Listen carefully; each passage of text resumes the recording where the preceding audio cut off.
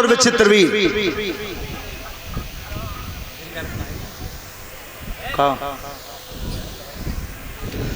चित्रांगद और विचित्रवीर।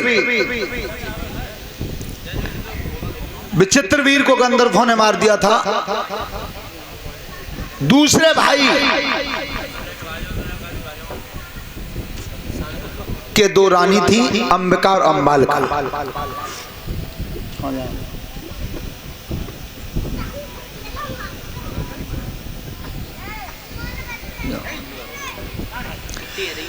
अंबिका और अंबालिका सोता बंद हो। तो जिस समय ये दोनों रानी भवन में थी, शांतनु महाराज का देहावसान हो गया था। तो एक बार मैया सत्यवती को गंगा पुत्र भीष्म रामायण का पाठ सुनाते थे। रामायण का पाठ सुनाते थे एकांत में बैठ कर। मैया सत्यवती पलंग पर बैठी थी और गंगा जी के पुत्र रामायण सुना रहे थे। लेकिन सत्यवती को जब नींद आ जाती है, सोता बंद हो, इधर वो दोनों रानी अपने पति के कान में सिखाती हैं। महाराज आपको पता है, आपकी सौतेली मां है, आपके सौतेले भाई हैं, और तुम्हारी महतारी को भवन में अकेले में फाटक बंद करके रखते हैं। शंका हो गई मां। तो महाराज मेरी बात ध्यान से सुनो, इस बात की जांच करवाओ। रानी ने कही और राजा ने मान ली। विचार करना, सोचा भी नहीं कि आखिर इनका विचार कितना नीचा बना है। तो आज वो राजा तो झरोका में जाकर के बैठे भवन में, और इतर गंगा पुत्र भीष्म अपनी मैया को रामायण सुना रहे हैं। और जब रामायण सुनते हुए नींद आ गई थी, सोता बंद हो, तो किताब तो बंद कर दी, लेकिन मन में सोचा एकांतवास है, कोई देख नहीं रहा है। अगर अकेले में मैं महतारी के पैर को पकड़ के उठा के पलंग पर रखता हूं तो दोष लग जाएगा, दोष लग जाएगा। कोई नहीं था भवन में, लेकिन धन्य भीष्म जैसे ब्रह्मचारी को कर्म कौन सा किया। क्या अरे रामायण अब बंद करी, जब नींद माता को आई है।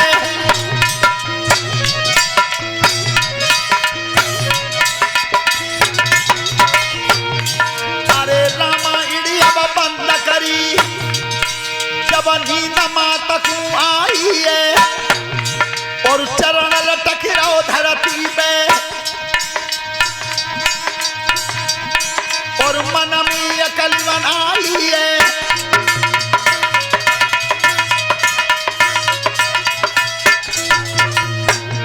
और गंगा जी के बेटा ने अब गर्दन दही झुकाई है, और सिर के ऊपर पैर धरो, सोई लीनो यधर उठाई है। कितना तेज था। एकांतवास के भय से सौतेली मां थी, इसलिए हाथ नहीं लगाया। महतारी के चरण को अपने सिर से उठाया और सिर के बल उठा करके पलंग पर रख दिया। और राजा देख रहे थे ऊपर से, झटका लगा हृदय में। अरे पापनी, मेरे देवता जैसे भैया पर दोष लगा दिया। जैसे ही नीचे उतरे, सबरिया रात नींद न आई, और इधर सूरज ने किरण दिखाई।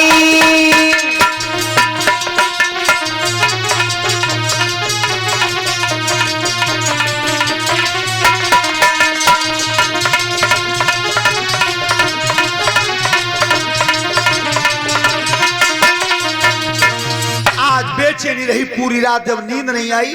जैसे भास्कर भगवान का प्रकाश हुआ, सवेरे गंगा पुत्र स्नान करके सूरज को जल दे रहे थे।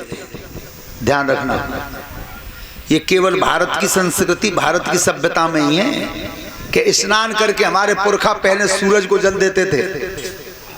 अब ना कोई दे तो जानते ही ना कि बस सूरज जल देवे तो हो तो का है। पढ़ने वाले बच्चे ध्यान से सुने, सूर्य को जल देने से विद्या तेज होती है। और नौजवान बच्चे ध्यान करें, चेहरा पर तेज आता, सुंदरता आती है सूर्य को जल देने से।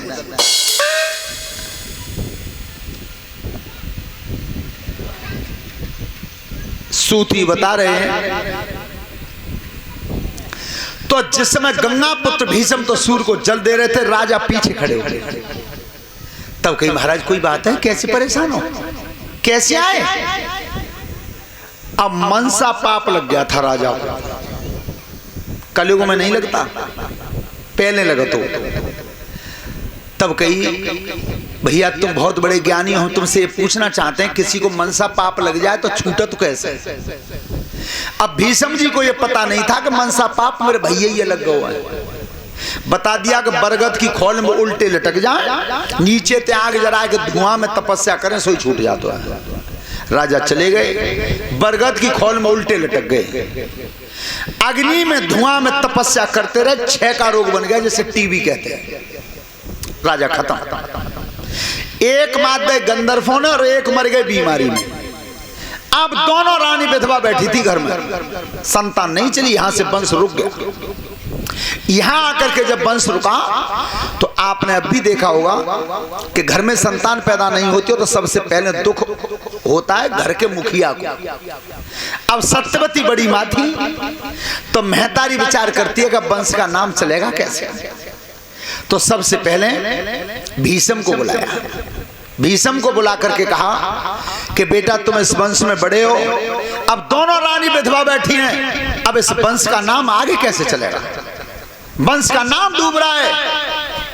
सोता बंधो आज भी देख लेना, चाहे बड़े बूढ़े बाबा 90 साल के है जाए, वो नाती को ब्याह है जाए तो उनसे पूछोगे बताओ बिल्कुल जावे तैयार हो कि भैया बिल्कुल चाहे कल ले राम पर बिच्छो जाने का, हमारे नाती के एक बालक और है जा सोई हम तो कितनी बड़ी लालसा होती है। अब महतारी विचार करते हो वंश कैसे चलेगा, तो तुम अगर इन दोनों रानियों का संग निभा दो तो वंश चल जाएगा। भीष्म मुस्कुरा के मैया पहले तो मैंने प्रण किया है, मैंने प्रतिज्ञा की है कि मैं जीवन में नारी का संग कभी नहीं निभाऊंगा।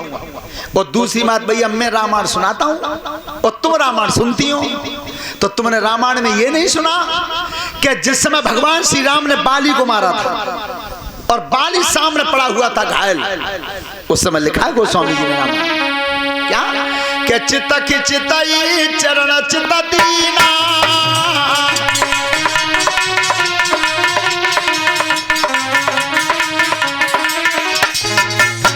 ललारे और जीतू हीरापुर भाई। बेटा एक बात जीवन में ध्यान रखना, कलाकारी भगवान देता है, साउंड आजू तो बज रहा हो ना, लेकिन कभी कोई किसी कलाकारी पे घमंड करता है, बस इसी बात से परमात्मा को बह रहे।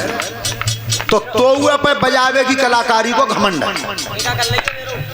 घमंड जो करता है परमात्मा बस उसी का भोजन करता है। वो सब्जी में नून ना देगा तो कैसे हो? कभी भी न भगवान ने सब्जी खाई है न रायतो खाओ है, केवल भगवान ने हमेशा खाया है। तो अभिमानियों के घमंड को सोता बंधो। तो उस समय जब पूछा है उन्होंने तो भीष्म बता रहे चित की चिताई चरण चिता दीना, ओ माना जन्म सफल प्रभु जीना,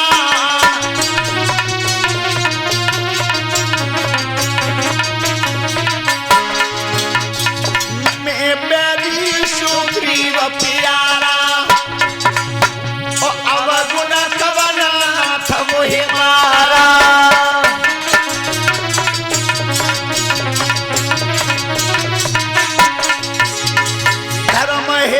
अवतरे ओ गुसाई, ओ मारे हूँ कोई व्याधि की नाई,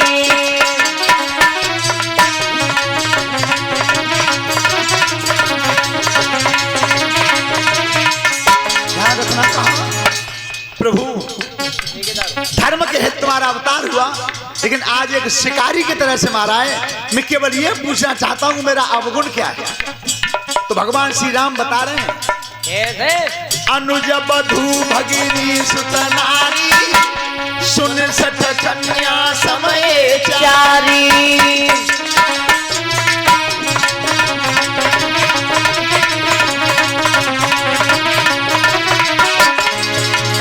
इन्हें कुदृष्टि बिलोक जोई, और ताई बधे छुपा न होई,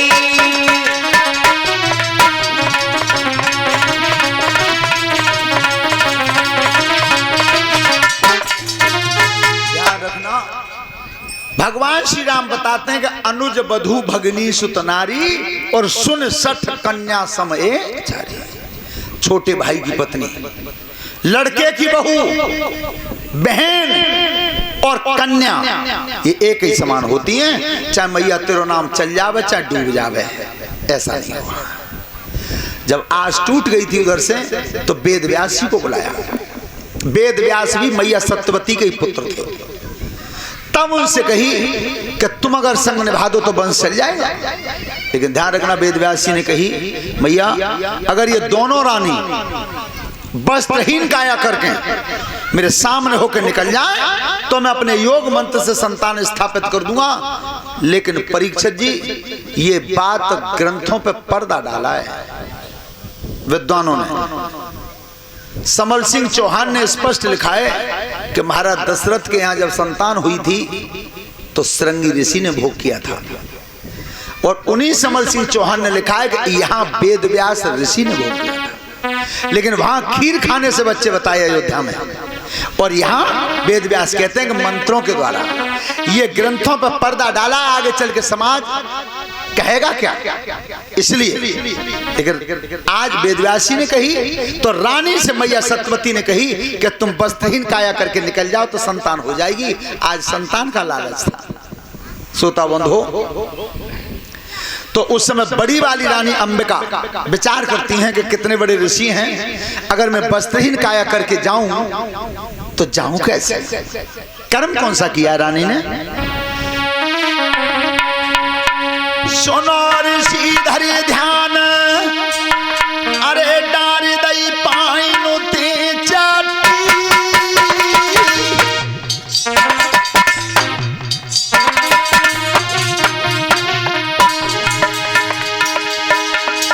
अरे डार दई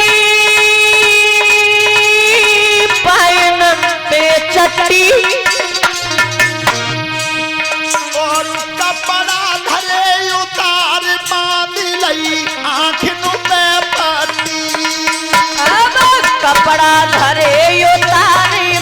लई आँख न पे पट्टी। कपड़ा धरे उतारी बांधी लई, आंखों से पट्टी बांधी है और मन में विचार किया अपने में कि जब मोई या कोई ना दिखे तो मैं जाने दुनिया अंधेरे में।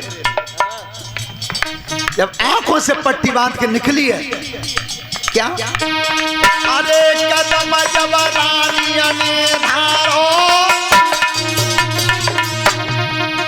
और लीनो योग समार मंत्र बाबाजी मारो।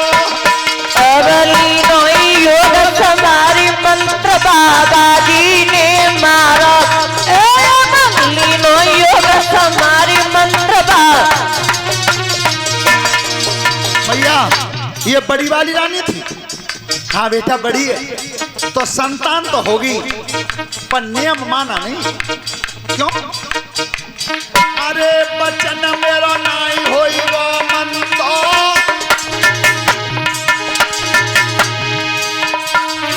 जनने ना लय छिपाई कुमरुदी जनमेगी अंधो। जनने ना लय छिपाई ललाजी जनमेगी अंधो। जनने ना लय छिपाई ललाजी। भैया बेटा तो होगा लेकिन नेत्रहीन होगा। अब दूसरी रानी विचार करती है कि बे तो पट्टी बांध गई, अब मैं कैसे जाऊं। दूसरी रानी ने विचार करके कर्म कौन सा किया, अरे कर्म अब है नयन होता। अरे कर्म या जो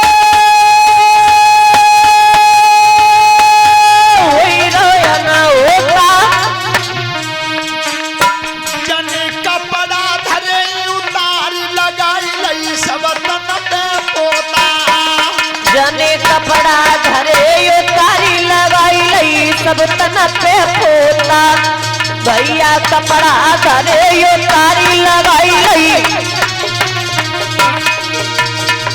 पोता मिट्टी लगाई और निकल के जब गई हैं तब कही मैया बात जाओ, उन्हें नहीं मानी। तो संतान तो होगी, लेकिन कैसी होगी? अरे पंडितों को लला जनेगी और मैया धाम बिसर नहीं जाई और दोनों नारी जलबती आई और तब तक दासी पहुंची आई।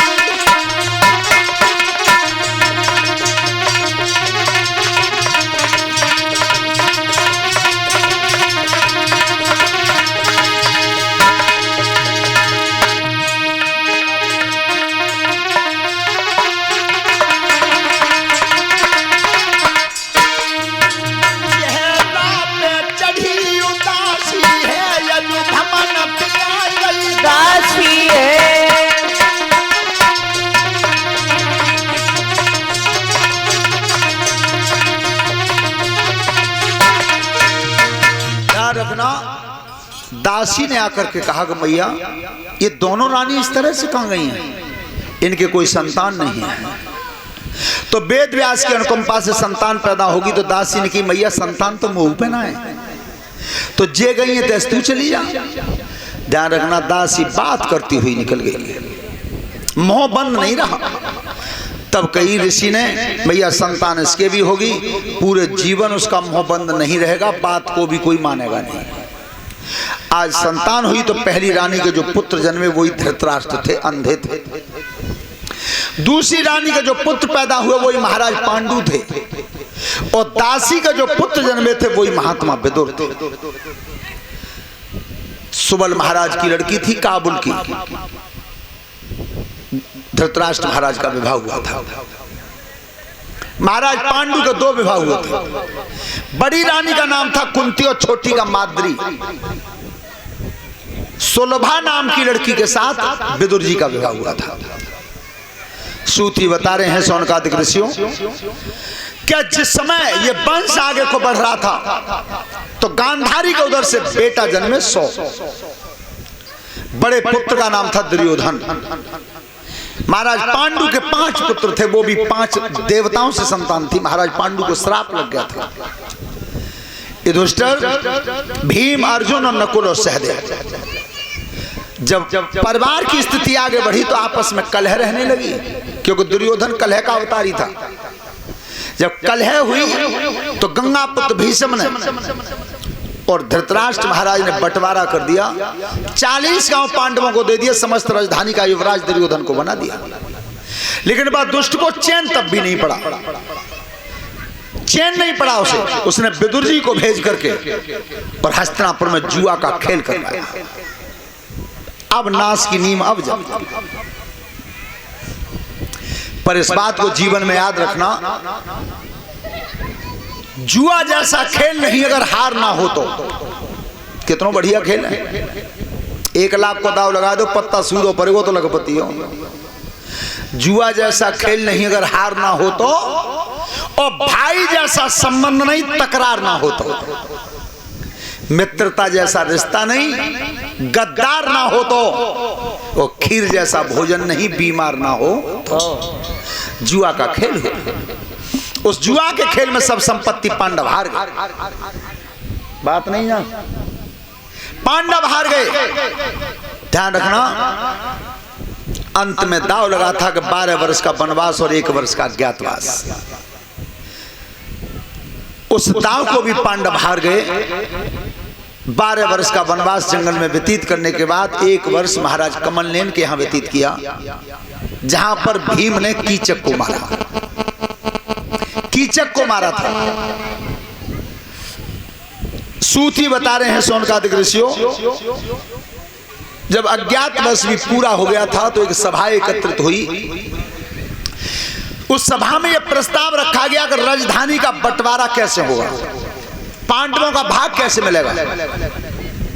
उस समय भी भीम ने कह दिया था कन्हैया से हाथ जोड़ के, प्रभु मुझे विश्वास है इस बात का कि बिना लड़ाई के बंटवारा न आज हो न कल हो। लेकिन भगवान कृष्ण कहते हैं लड़ाई लड़ना अंतिम दाव है। देखो ये सिखाती है कथा, लड़ाई तब लड़नी चाहिए जब कोई रास्ता ना बचे कितौते। अब एक वो तो पहले लड़ाई लड़ता है तब रिश्तेदार ने पंचायत को बुलाता है। बाकर में पहले करो ना, कोशिश करो कि लड़ाई ना हो, मिट जावे पहले ना निठ। लेकिन भगवान कृष्ण कहते हैं नहीं, ऐसे शांति दूत भेजा, एक दूत भेज दो और पता करवा लो कि दुर्योधन अगर बंटवारा करने पर तैयार हो जाए तो अच्छी बात है। लेकिन पापी ने ये कह दिया कि बंटवारा तो बहुत बड़ी बात है कि सुई की नोक के बराबर धरती बांट में नहीं दूंगा, नहीं दूंगा। सोता बंद हो बेटा, ये छोटे छोटे बालक हैं, इन्हें बैठा ले करो, ये सब बैठ जाओ, सब ऐसे मत घुमाओ इन्हें। वो जो बिना के बालक हैं इतने के बाप में तई कथा में ना आए। हाँ, उन्होंने भी चाला किया कि बे माँ कछुओं पे काम संभाल रहे हुए तो जे उन्हें परेशान कर रहे होंगे, तो उन्हें कही दी होगी कि मैं पंडाल में चले जाओ, तो पप्पू शास्त्री और दुर्गेश इन दोनों ने परेशान करते रही हो, हम अपना काम कर लेंगे। सोता बंद हो। जिस समय शांति दूत ने मना कर दी थी, उस समय भगवान कृष्ण ने कहा कि अभी एक प्रयास में और करूंगा, अभी नहीं, एक प्रयास में और करूंगा। तो स्वयं शांति दूत बने। विचार करना, मेरे ठाकुर जी ने जिस पर कृपा की, बाकी ने दूतों बन गए, दूत बनने को तैयार हो गए। तो आज शांति दूत जब भगवान बन करके जा रहे थे हस्तिनापुर को, किस काम के लिए? लड़ाई को मेंटने के लिए। जीवन में ध्यान रखना, भगवान लड़ाई मेंट कहां पाए, नहीं मेंट पाए। लेकिन तैयार होकर के जब जा रहे थे और रथ तैयार हो गया था कन्हैया का, उस समय रथ के सामने आया कौन था? कौन आया? कैसे? अरे जब जाई रहेगी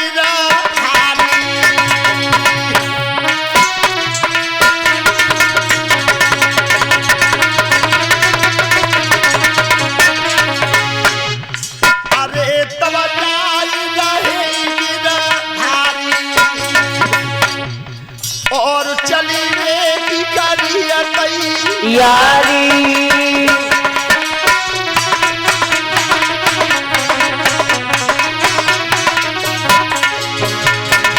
अरे चली रे की तैयारी, और सनम खयाई गई तो पटू बारी।